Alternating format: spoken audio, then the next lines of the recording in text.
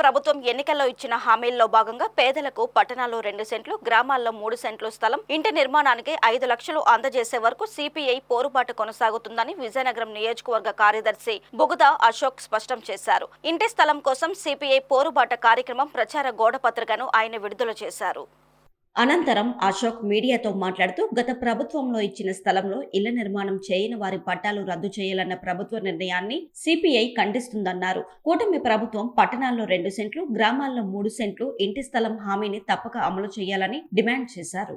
కూటమి ప్రభుత్వం అధికారంలోకి వచ్చిన తర్వాత ఆ సెంటు స్థలాన్ని 2 సెంట్లుగా మారుస్తామని, సెంటున్నర గ్రామీణ ప్రాంతాల్లో ఇచ్చినటువంటి సెంటున్నర స్థలాన్ని 3 సెంట్లుగా మార్చిస్తామని చెప్పి కూటమి ప్రభుత్వం హామీ ఇచ్చింది.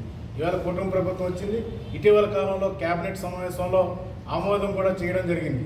ఇవాళ ఆ హామీ ఇచ్చినటువంటి హామీ ప్రకారంగా గత ప్రభుత్వం ఇచ్చినటువంటి ఈ ఇంటి పట్టాలు ఏవైతే ఉన్నాయో ఆ ఇంటి పట్టాలని ఆ 1 సెంటు ఉన్నటువంటి ఇంటి పట్టాని 2 సెంట్లుగా, సెంటున్నర ఉన్నటువంటి ఇంటి పట్టాని 3 సెంట్లుగా మార్పు చేసి మళ్ళీ కొత్తగా పట్టాలు ఇవ్వాలని, అలాగే నిరుపేదలకి, ఇల్లు లేని నిరుపేదలకి ఇంటి స్థలాలు ఇవ్వాలని, అలాగే ఇంటి నిర్మాణం ఖర్చు 5 లక్షల చొప్పున రాష్ట్ర ప్రభుత్వం ఇవ్వాలని ఇవాళ సిపిఐ డిమాండ్ చేస్తోంది.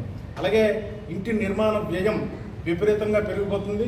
ఇసుక, ఇనుము, సిమెంటు, ఇటుక, ఇంటి నిర్మాణ సామాగ్రి ధరలు కూడా తగ్గించి ప్రజలకు అందుబాటులో ఉంచాలని సిపిఐ కోరుతుంది.